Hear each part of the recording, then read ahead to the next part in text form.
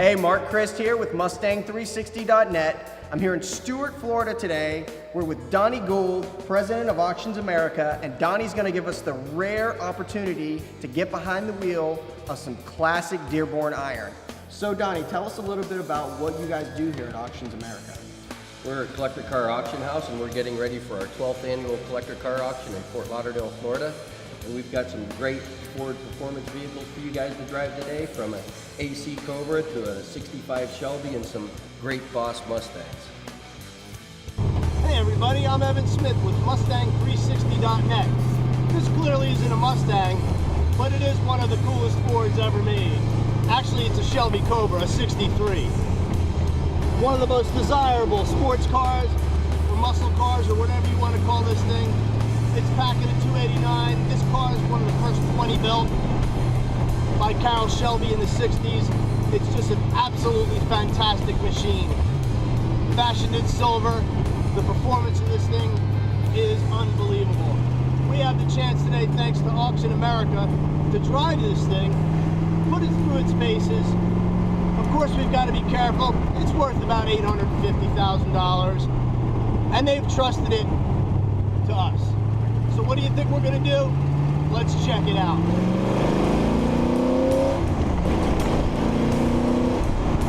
Acceleration is brisk. A little 289 up front is a screamer. Manual steering, manual braking. We're just having a blast today with this thing. So you've got a stick shift manual 4-speed transmission. This one has the wire wheels, knockoff style. Every little steering input, you feel every little thing in this car. Every little bump. It's got a very stiff clutch, but it's positioned nicely. The pedals are on the floor in the Shelby. Driving a car like this, you're driving a classic, you're driving something that's incredibly rare. Shift action is smooth, the clutch action is smooth, the steering inputs, everything you'd expect. This seems like a car you could just drive for hours and hours. You can take it anywhere. You put it through some turns here.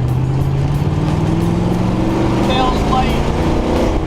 Man, this is exciting. Wide open in the Shelby.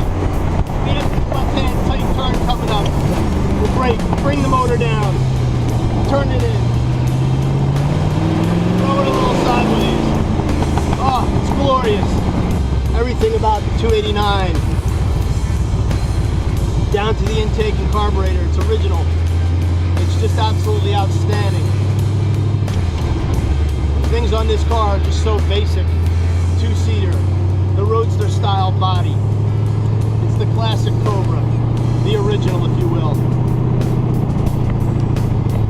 No, it's not a big block, it's a 289. It doesn't matter. It just doesn't matter. Driving this car is just glorious. The lineage, the pedigree, the racing history, everything this car stands for is excellent. This particular car does not have the side slats, no hood scoop. It's about as bare bones and basic as a Shelby AC Cobra can be. I'm Mark Christ, and we're here behind the wheel of a real deal 1965 Shelby GT350. Now this is one of only 516 produced that year. This one came through about mid-run, was delivered to a Ford dealership in Virginia in June 1965. This is an older restoration, and we're getting the chance to drive it.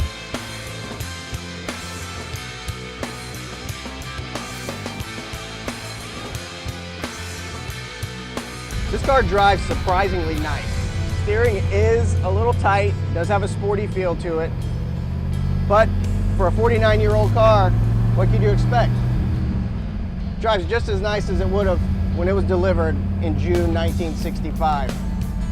The Keiko 289 under the hood is rated at 306 horsepower, which by today's standards is not the same as the new Mustang V6, but in 1965, this thing packed a punch.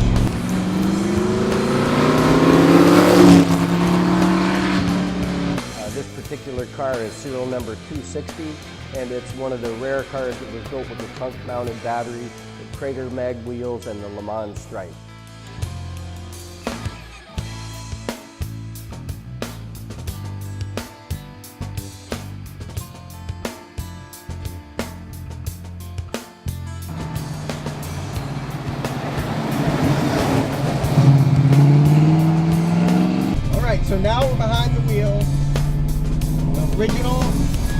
1970 Boss 302. It's a one-owner car from new, original paint, original motor and transmission, and it's a very low mileage car, and it runs and drives like a brand new Boss 302.